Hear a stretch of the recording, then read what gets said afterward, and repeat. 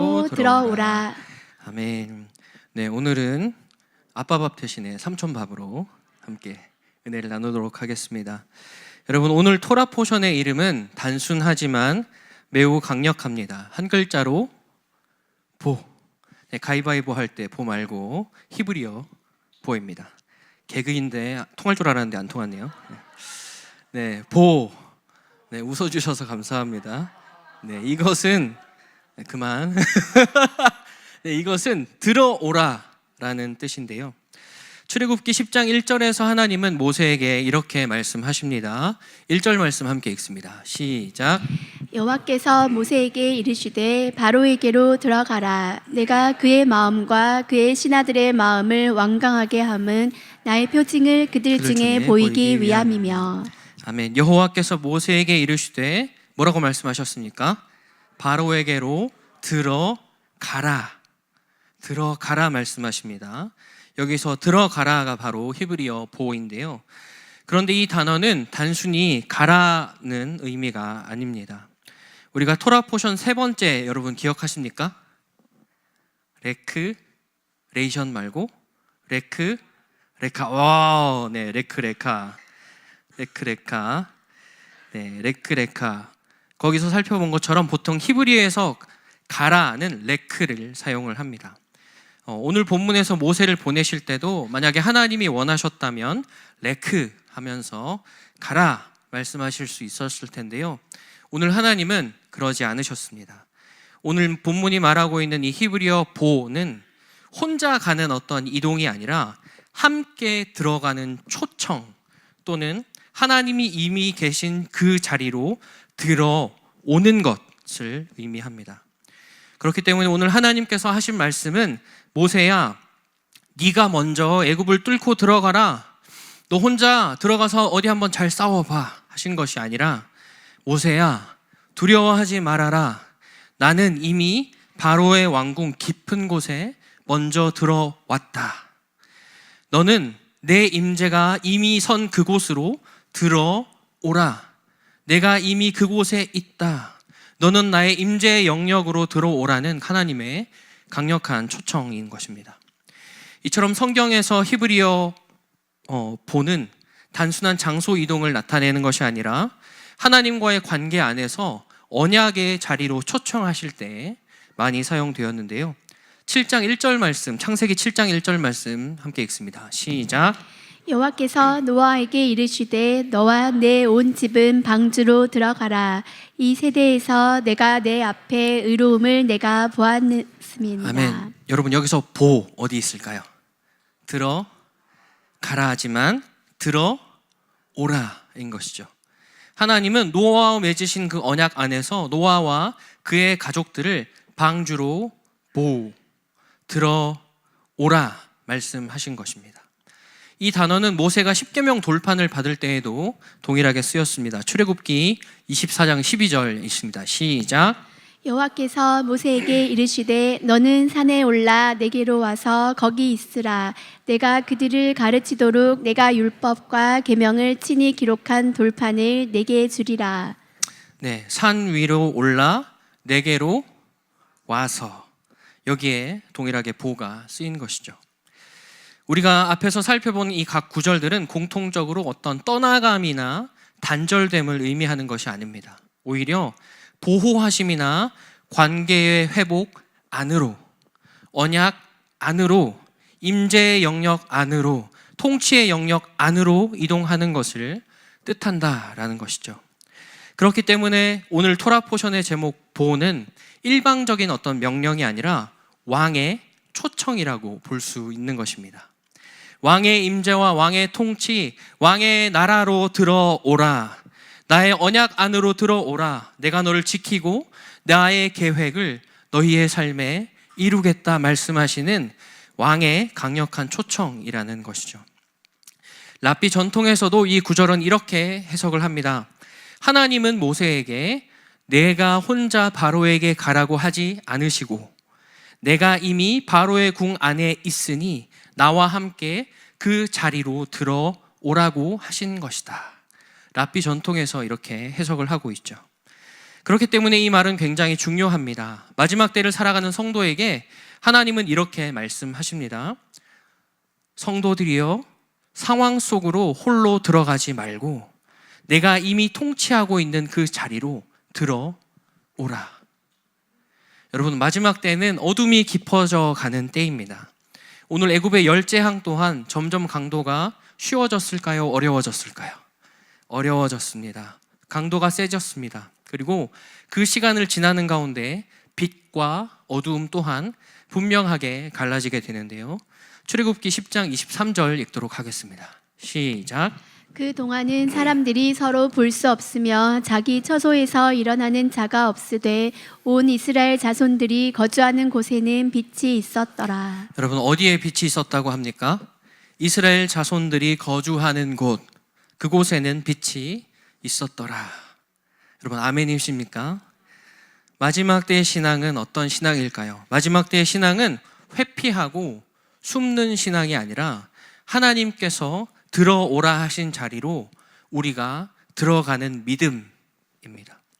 그리고 그곳에는 누가 이미 와 계십니까? 하나님, 만왕의 왕이신 예수 그리스도께서 이미 그 자리에 들어와 계신 것이죠. 본격적으로 말씀에 들어가기 앞서서 먼저 적용하기 원하는데요. 우리는 삶 속에서 종종 하나님께 이렇게 이야기합니다. 주님, 말씀만 주십시오. 나 혼자라도 어떻게 한번 해보겠습니다. 그러나 하나님께서는 그런 우리의 고백을 향해서 이렇게 말씀하십니다. 내가 이미 거기에 있다. 내가 있는 곳에 나와 함께 들어가자. 들어오라. come. 말씀하시는 것이죠. 또는 여러분, 지금 우리의 삶 속에서 내가 회피하고 도망 다니고 있는 자리들 중에 사실은 이미 하나님께서 들어가 계신 곳은 어디인지 한번 돌아보기 원합니다. 주님, 저는 참 부담스러운데 2026년에 마침 눈앞에 저 집사님이 보이네요. 저 지체가 보입니다. 주님, 제가 저기 있사오니 죄를 보내소서. 가진 것 모두 다 주께 드리오니 주 제 거 받으소서. 네, 제가 저기 있사오니 죄를 보내소서. 여러분, 그렇게 우리가 피하는 자리, 여러분 그 머릿속에 있는 그 자리 어디입니까? 또는 하나님께서 먼저 통치하고 계시는 그곳을, 그 부르심을 내가 혼자 감당해야 할 짐, 십자가 또는 문제로 오해하고 있지는 않습니까? 아무도 도와주는 사람이 없을 것이다. 2026년 나 혼자 오롯이 그 십자가를 져야 한다. 그래서 나는 주님 들어갈 수가 없습니다. 라는 부분이 있으신가요?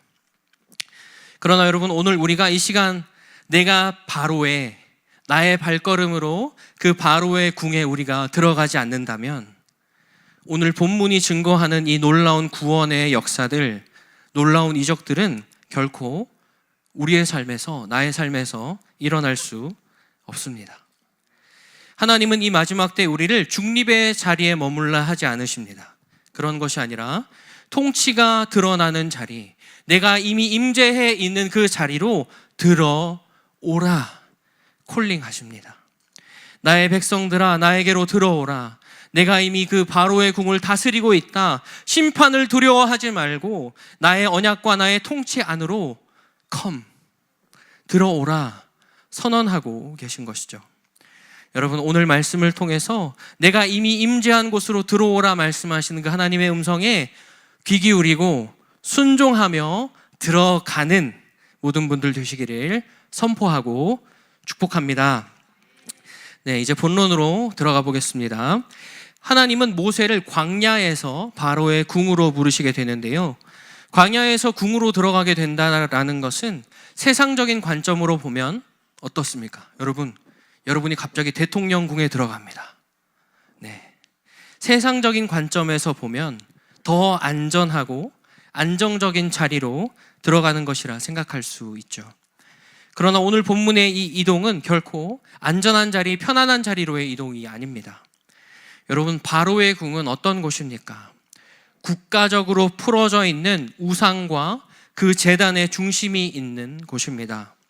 인간 권력의 상징이요, 가장 핵심적인 장소입니다. 다시 말해서 하나님의 킹덤을 대적하는, 하나님을 대적하는 체제의 핵심이 바로 그 모세가 들어가야 했던 바로의 궁인 것이죠. 그런데 오늘 하나님은 말씀하십니다. 그 자리로 들어오라. 여러분, 우리의 신앙은, 우리의 믿음은 안전한 거리 두기가 아니라 통치가 필요한 자리로 들어가는 결단, 그 결단이 바로 우리의 믿음입니다. 여러분, 모세는 결코 광야라고 하는 그 안전지대에서 사명을 수행하지 않았습니다. 하나님은 그 바로의 궁이라고 하는 우상과 세상 권세의 중심부로 모세를 보내시고 들어오라 말씀하신 것입니다. 이처럼 모세를 향해서 바로의 궁으로 들어오라 하는 하나님의 명령은 마지막 때 교회로 부름받은 자들의 영적인 포지셔닝이 무엇인지를 정확하게 보여주는데요. 에베소서 6장 12절 함께 읽습니다. 시작.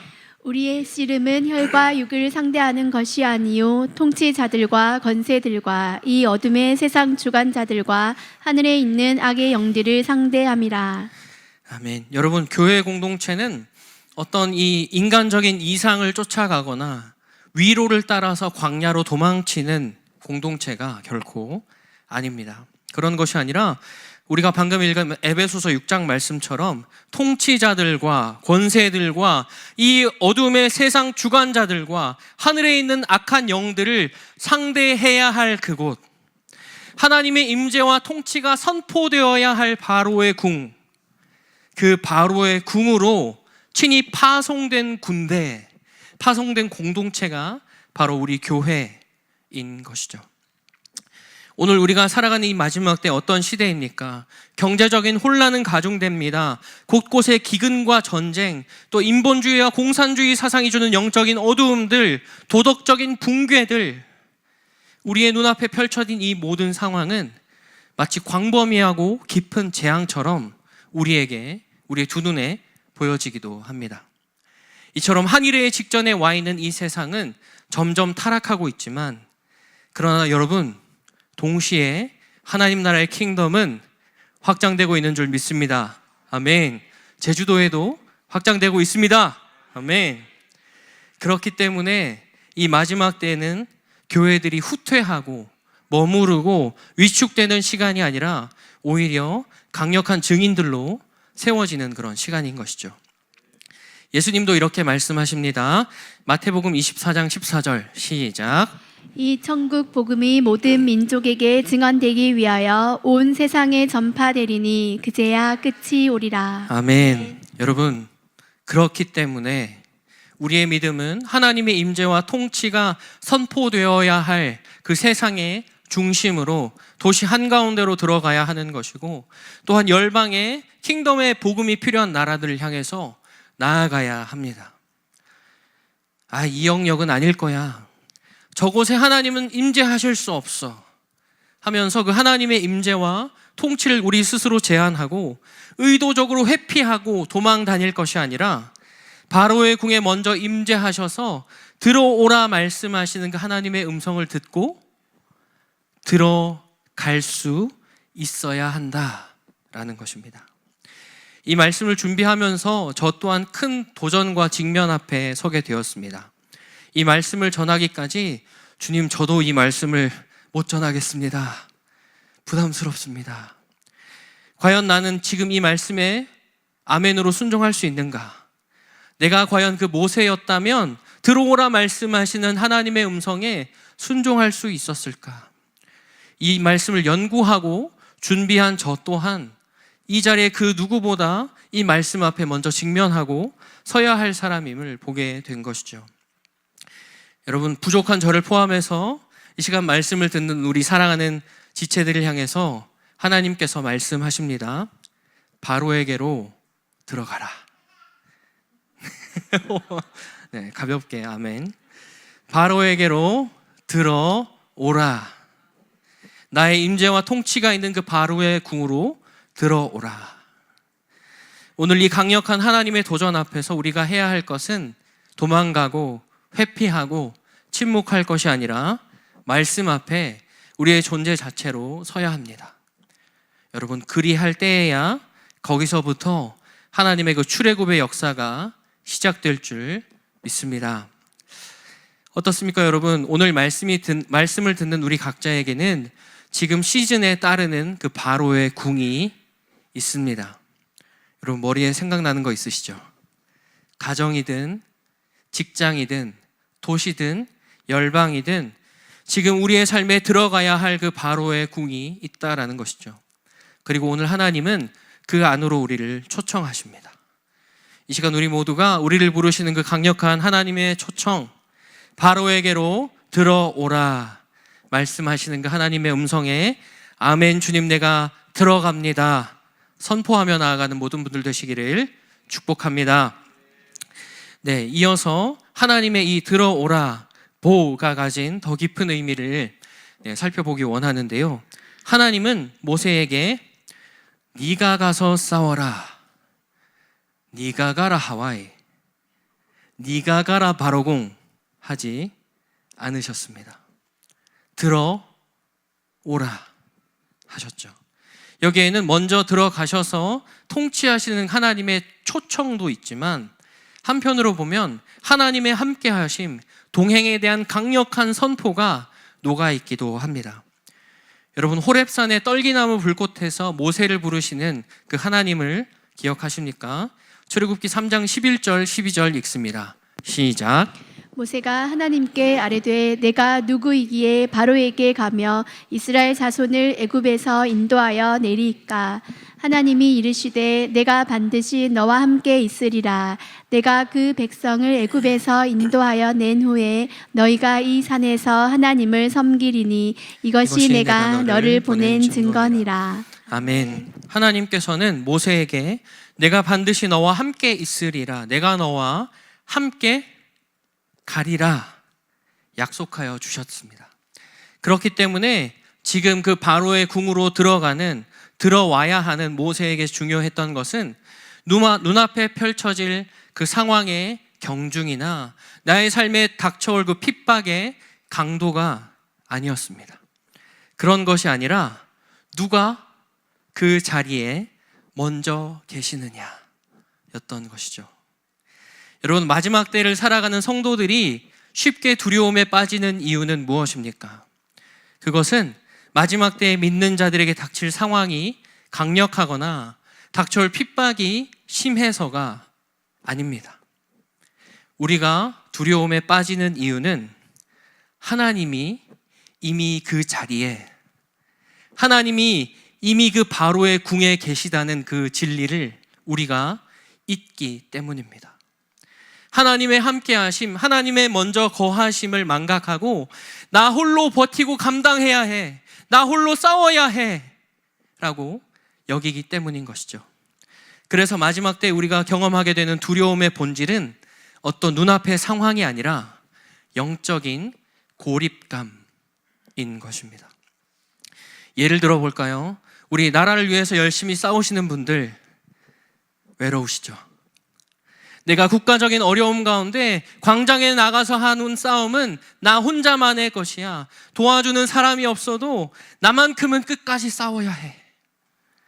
그러다 보면 찾아오는 영적인 외로움과 고립감이 우리를 두렵게 한다라는 것입니다.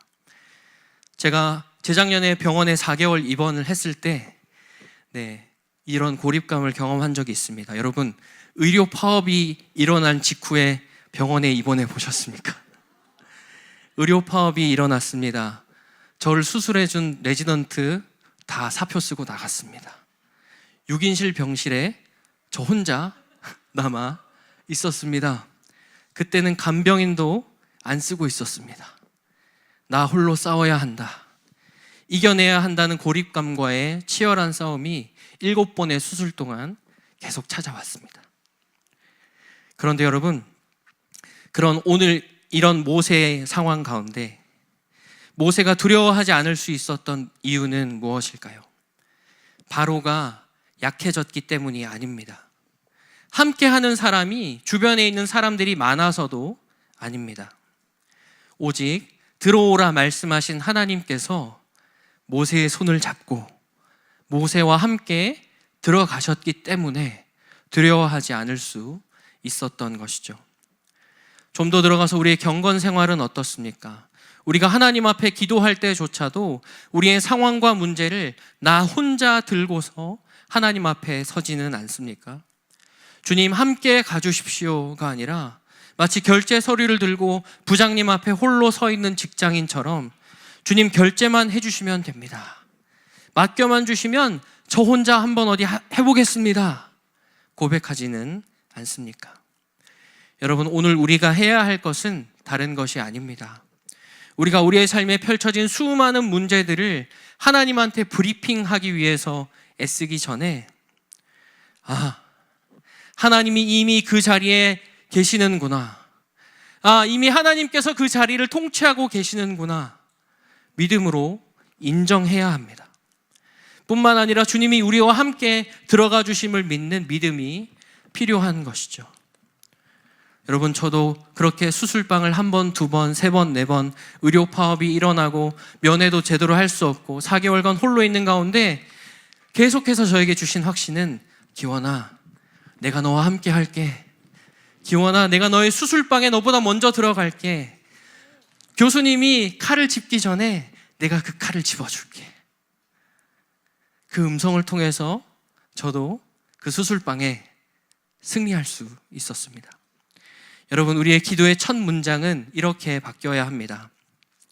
주님, 이 자리에 이미 와 계신 주님, 이미 통치하시는 주님과 함께 우리의 공동체가 들어갑니다. 이 고백이 풀어질 때 이사야서 52장의 말씀이 우리의 삶에 이루어지게 될 것입니다. 이사야서 52장 12절 함께 읽습니다. 시작. 여호와께서 너희 앞에서 행하시며 이스라엘의 하나님이 너희 뒤에서 호위하시리니 너희가 황급히 나오지 아니하며 도망하듯 다니지 아니하리라. 아멘. 여호와께서 앞서가시며 이스라엘 하나님이 너희의 뒤에서 호위하시리라. 도망하듯 다니지 아니하리라. 아멘. 여러분, 우리가 믿는 하나님은 이미 우리가 겪고 있는 그 질병의 문제, 가정의 문제, 남편과의 문제, 아내와의 문제, 자녀와의 문제, 그 문제의 한복판에, 이 도시에 일어나는 혼란의 그 중심에, 국가적인 위기의 한가운데, 열방의 어둠의 그 한복판에 이미 거하고 계신 줄 믿습니다. 그리고 오늘 우리에게 말씀하십니다. 들어오라.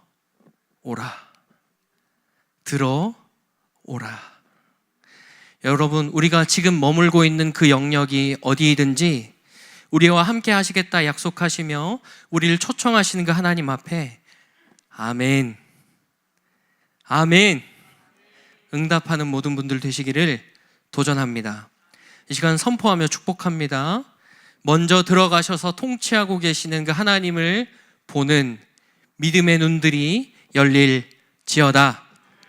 우리와 함께 들어가시는 하나님의 손을 붙드는 모든 삶이 될지어다. 아멘. 그렇다면 우리가 이렇게 하나님의 말씀에 순종해서 바로의 궁으로, 그 지역으로, 그 지점으로 들어가게 될 때 우리의 삶에 일어나는 일은 무엇일까요? 여러분, 9번째 재앙은 흑암입니다. 그렇지만 성경은 분명히 이야기합니다. 출애굽기 10장 22절 23절입니다. 시작. 모세가 하늘을 향하여 손을 내밀매 캄캄한 흑암이 3일 동안 애굽 온 땅에 있어서 그 동안은 사람들이 서로 볼 수 없으며 자기 처소에서 일어나는 자가 없으되 온 이스라엘 자손들이 거주하는 곳에는 빛이 있었더라. 아멘. 캄캄한 흑암이 애굽 온 땅에 있었으나 온 이스라엘 자손들이 거주하는 곳에는 무엇이 있었습니까? 빛이 있었더라. 여러분, 이것은 단순한 자연 현상이 아닙니다. 하늘로부터, 그 킹덤으로부터 일어나는 영적인 구별입니다.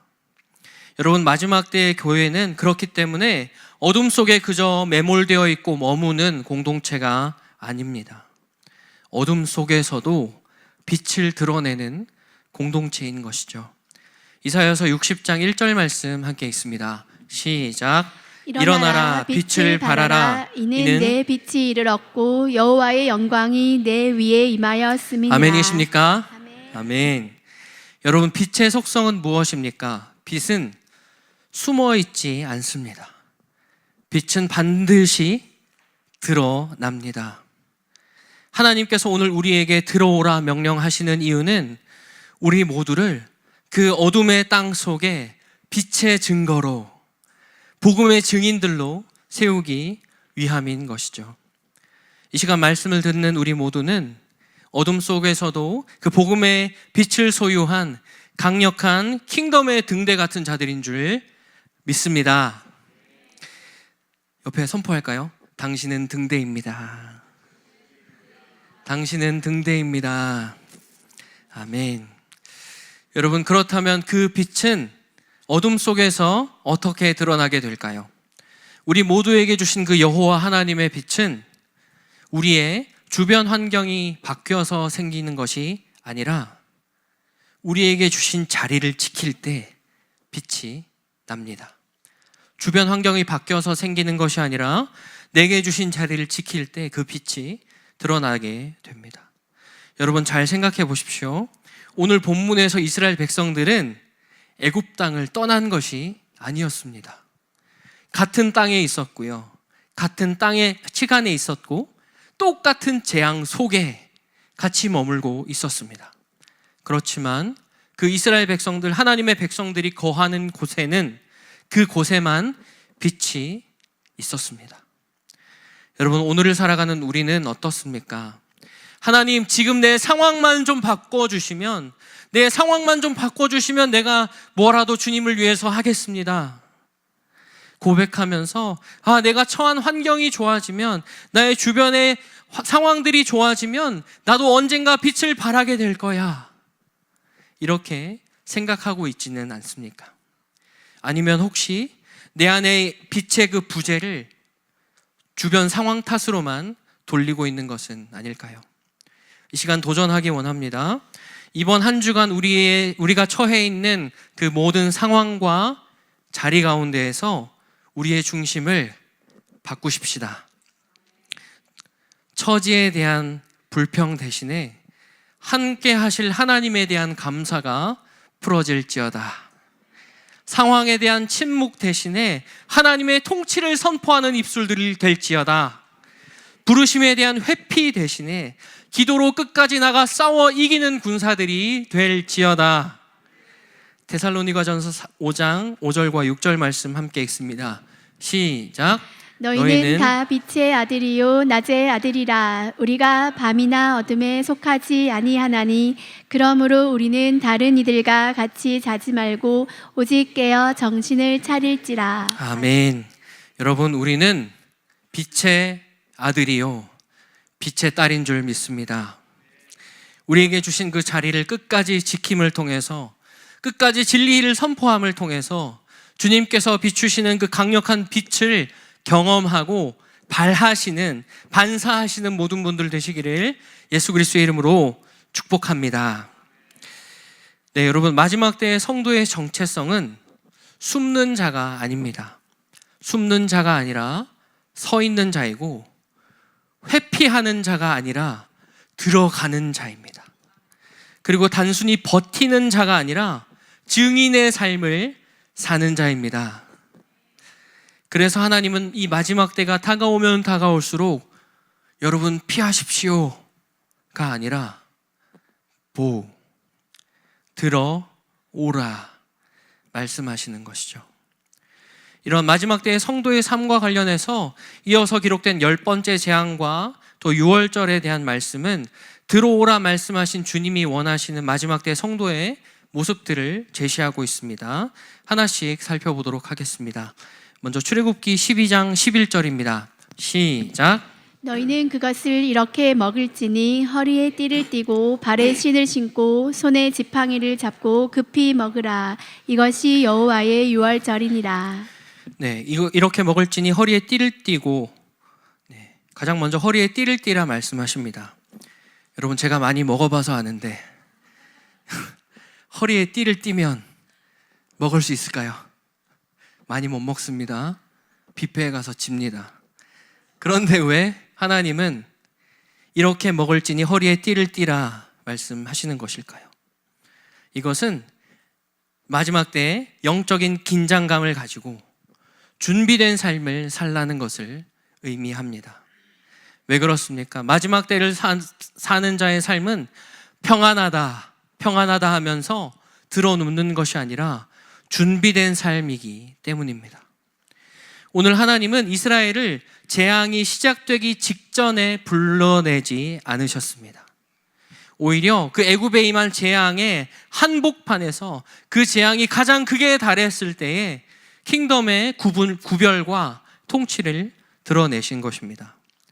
그렇기 때문에 오늘 우리의 부르심 또한 재난이나 핍박, 혼란을 피하는 것이 목적이 아니라 날마다 기름을 준비하면서 그 가운데 왕을 맞이할 준비를 하는 것이죠.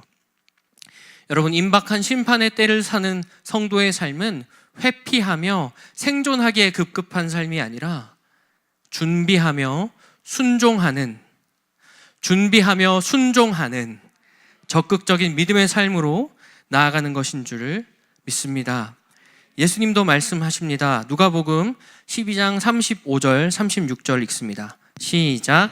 허리에 띠를 띠고 등불을 켜고 서 있으라. 너희는 마치 그 주인이 혼인집에서 돌아와 문을 두드리면 곧 열어주려고 기다리는 사람과 같이 되라. 여러분, 이런 삶이 되시길 축복합니다. 허리에 띠를 띠라, 등불을 켜고 서 있으라. 이 마지막 때 우리 모두가 날마다 영적으로 준비된 자들이 되셔서 그리스도의 다시 오심을 재앙이 아니라 기쁨으로 맞이하는 모든 분들 되시기를 축원합니다. 이어서 12장 19절 읽겠습니다. 시작. 이래 동안은 누룩이 너희 집에서 발견되지 아니하도록 하라. 물은 유교물을 먹는 자는 타국인이든지 본국에서 난 자든지를 막론하고 이스라엘 회중에서 끊어지리니. 아멘. 하나님은 무릇 유교물, 누룩 있는 것을 먹는 자는 이스라엘에서 끊어지리라 말씀하시게 되는데요. 신약에 와서는 이 누룩에 대해서 여러 가지 범주로 해석을 합니다. 외식하는 태도나 어떤 타협된 신앙, 또는 세상적인 가치관이나 죄의 작은 시작점, 그것을 묘사할 때 누룩이 사용이 되는데요. 이러한 용례들을 볼 때 누룩은 뭔가가 거대한 악의 표본을 나타내는 것이 아니라는 것을 우리는 알 수 있습니다. 누룩이라고 하는 것은 삶의 작은 부분들, 지금 나의 작은 생각, 죄의 작은 씨앗들을 묘사한다라는 것이죠. 이러한 누룩의 묘사가 우리에게 주는 메시지는 무엇입니까? 마지막 때의 교회가 가장 경계해야 할 것은 어떤 거대한 악의 세력도 물론 있지만 그것보다 성도된 오늘 나의 삶, 오늘 우리의 일상 가운데 일어나는 작은 타협을 경계해야 한다라는 것입니다. 하나님께서 우리에게 주신 이 마지막 때의 풀리복음에서 벗어나게 하는 그 모든 일상의 작은 타협점들, 누룩을 제거해야 한다라는 것이죠. 온 우주를 말씀으로 창조하신 그리스도, 이 땅에 오셔서 십자가를 통해 우리의 구원을 성취하신 그리스도, 그리고 마침내 다시 오셔서 영원한 통치자가 되어주실 예수 그리스도에 대한 그 풀리복음, 그 안에서 권능을 행하며 살리는 삶으로 가지 못하게 만드는 우리 안에 여전히 남아있는 그 작은 누룩들을 제거하라 명령하신 것입니다. 우리의 삶에 일어나는 그 작은 타협점들을 경계하며 끊어내는 삶을 살아가야 한다라는 것이죠. 이와 관련해서 최근에 있었던 속사람 학교가 생각이 났습니다. 이번 시간을 통해서 감사했던 것은 저희 조에 함께 하신 형님들이 잠깐만요. 형제님들이 나이만 해가지고 눈앞에 형님들이 많으셨어가지고 제가 눈앞에 제가 말해놓고도 뭔가 이상해서 생각해봤는데 눈앞에 형님들께서 형제님들께서 요즘 겪고 있는 여러 죄의 문제에 대해서 아주 솔직하게 나눠주시고 또 하나님의 은혜를 구하는 가운데 마음을 다해서 씨름하고 기도하셨다라는 것인데요. 이 연소한 나이가 40인데 연소합니다. 아멘. 네, 이 연소한 조장 앞에서도 겸손하게 자신의 연약함과 죄인됨을 솔직하게 나누시면서 끝까지 돌파하기 원합니다, 목사님. 이 고백을 들을 때, 와, 이분들은 이미 증인들이시구나. 이분들은 준비된 분들이구나 하는 것을 느꼈습니다. 내가 믿고 알고 있는 그 풀리복음 안에서 작은 죄의 모습도 허용하지 않으려 하고 그 작은 죄의 틈마저도 하나님 앞에서 씨름하며 돌파하려는 우리 형님들의 모습에 영적으로 큰 도전을 받는 그런 시간이었습니다. 여러분, 도전합니다. 마지막 때를 살아가는 오늘 우리의 삶에 남아있는 그 작은 누룩들을 경계하십시다. 그 가운데 여전히 남아있는 미세한 죄의 타협점들, 누룩들이 있다면 오늘 모두 성령의 불에 태워지고 예수 보혈에 씻겨지는 은혜가 모두에게 있기를 선포합니다. 네, 다음으로 공동체 전체가 함께 지킨 유월절에 대해서 살펴보기 원하는데요. 출애굽기 12장 47절 함께 읽습니다. 시작. 이스라엘 회중이 다 이것을 지킬지니라. 네, 누가 지키라고 하고 있습니까?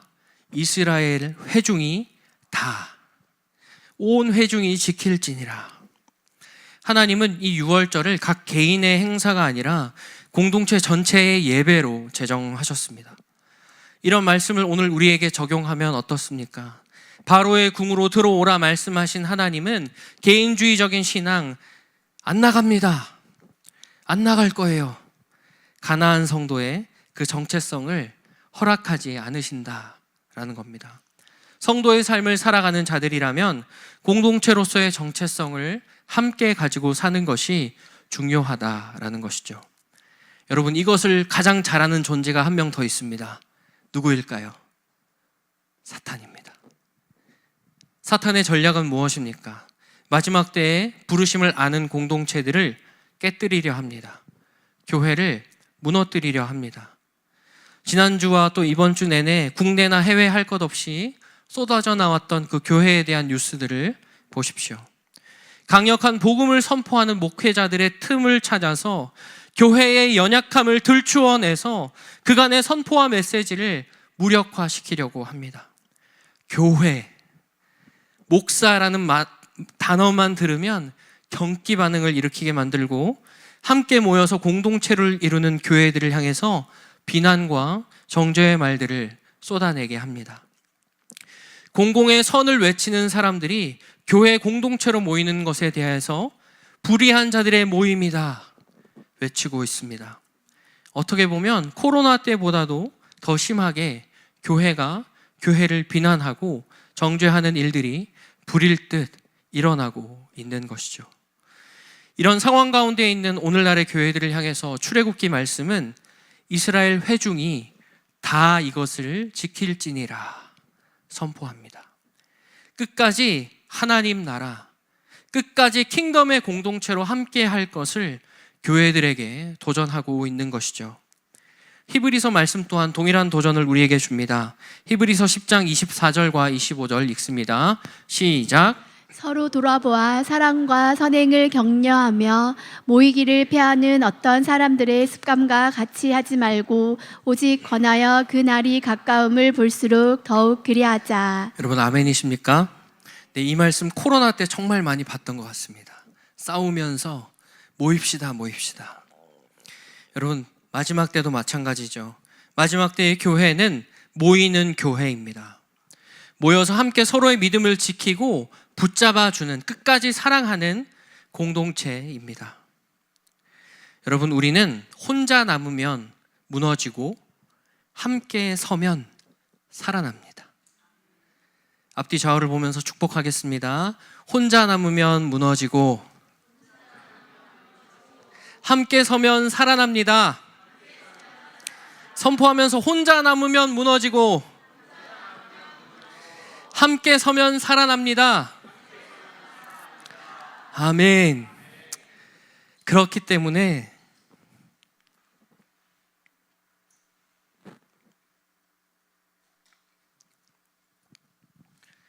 교회 공동체는 선택 옵션이 아니라 하나님의 명령인 것이죠. 함께 걷고 함께 들어가고 함께 싸우고 함께 승리하는 것이 이 교회들을 향하신 하나님의 뜻이라는 것입니다. 이 시간 말씀을 듣는 모든 분들의 삶이 들어오라 말씀하시는 그 하나님 앞에 끝까지 공동체와 함께하며 이스라엘에 임한 그 구원의 능력을 경험하는 모든 분들 되시기를 축원합니다. 사랑하는 성도 여러분, 오늘 말씀을 통해서 보게 된 하나님은 어떤 분이십니까? 하나님은 다 준비되면 오라 하지 않으십니다. 부담스럽게 지금 들어와 말씀하십니다. 하나님은 10번째 재앙 전에도 그리고 완전한 출애굽 전에도 계속해서 들어오라 말씀하셨습니다. 그렇기 때문에 오늘 말씀의 결론 또한 단순합니다. 하나님은 지금 말씀을 듣는 우리들에게도 말씀하십니다. 들어오라. 두려움 때문에 머뭇거리는 그 자리, 피하고 싶어서 그냥 저 선반 위에 기도 제목으로만 남겨뒀던 그 자리, 세상이 너무도 어둡게만 느껴진다는 그 자리, 여러분, 오늘 그곳이 바로 하나님의 통치와 임재가 드러나야 할 자리인 줄 믿습니다. 하나님께서 오늘 우리를 그 자리로 초청하십니다. 그 위대한 초청 앞에 서 있는 우리는 아직도 내가 뭔가 삶의 조건이 갖춰지기를 기다리고 있지는 않습니까? 사실은 결단해야 하는 것인데 결단의 문제를 준비의 문제로 곱게 포장해두고 있지는 않습니까? 이러한 주점 앞에 서 있는 우리를 향해서 사도 요한은 계시록에서 이렇게 진리를 선포합니다. 계시록 17장 14절 말씀 함께 선포하고 말씀을 정리하겠습니다. 계시록 17장 14절입니다. 시작. 그들이 어린 양과 더불어 싸우려니와 어린 양은 만주의 주시요 만왕의 왕이시므로 그들을 이기실 터이요 또 그와 함께 있는 자들 곧 부르심을 받고 택하심을 받은 진실한 자들도 이기리로다. 아멘. 어린 양이 그들과 더불어 싸워 이기리니 어린 양은 만주의 주시요 만왕의 왕이심이라. 여러분, 마지막 때의 승리는 교회가 강해져서가 아니라 왕 되신 예수님께서 이미 그 바로의 궁을 통치하시기 때문에 통치자 되시는 예수 그리스도께서 우리와 함께 그 어두운 바로의 궁에 그 자리에 함께 들어가시기 때문에 우리는 승리할 수 있습니다. 2026년 붉은 말의 해가 시작된 오늘 이 예배의 시간, 하나님은 우리를 설득하지 않으십니다. 초청하십니다. 내가 이미 그 자리에 있다. 이제 나와 함께 들어가자. 이 강력한 하나님의 초청 앞에 믿음으로 선포하며 나아갑시다. 주님, 더 이상 제가 혼자 가지 않겠습니다. 이미 나와 동행하시고 이미 주님이 계신 그 자리로 우리 하늘마음 공동체와 함께 내가 들어갑니다. 이 고백이 회복되는 오늘 귀한 시간 되시기를 축복합니다. 함께 찬양합니다.